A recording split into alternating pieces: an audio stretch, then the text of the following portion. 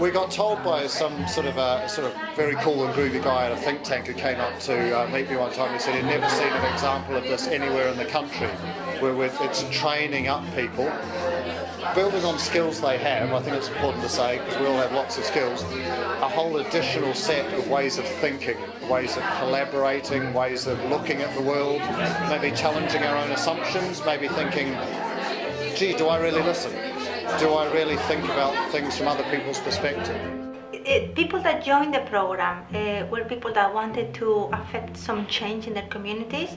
So in a way they wanted to work with others to create change around them. So that's maybe, I would say, would be the role of the community leader, to initiate that. Yeah, very much a collaborative role. Yeah. And leading on exploring together what solutions might exist to make their neighbourhoods better places, and working in partnership with the council. So this kind of very collaborative approach to how to improve communities and lives for people. So the programme itself really kind of introduced to me really good approaches to facilitation and workshops. So funnily enough, through doing the workshops and watching Katie and Maria facilitate us, I learnt about the type of facilitator I would like to be, and the type of facilitation I'd like to do, and the best way to listen and to be patient and to get ideas out of people. Meeting other people who are motivated to change something in the community, linking up with them, sharing ideas, that was amazing. And I always wanted the opportunity to see how could we work with a group of people, residents, to look at how they can be trained up to lead things, to challenge the council, to challenge organisations, but in ways that are maybe not like, gee, this is awful, by saying, I don't think this is right, but this is what we could do. Simply being part of the programme and the conveyor that the programme has to offer authenticates the idea of being a community leader and the responsibilities that might bring with it.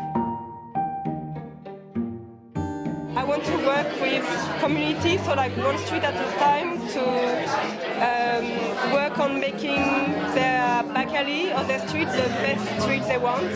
Our project is to develop a site, or to activate a site in Ardwick. It's around 6 acres of unused space. It's been unused for about 30 years. Immediately they're running programs. We've got pieces of work like Human Bloom, where one of the leaders is doing a whole planting program with schools, with residents.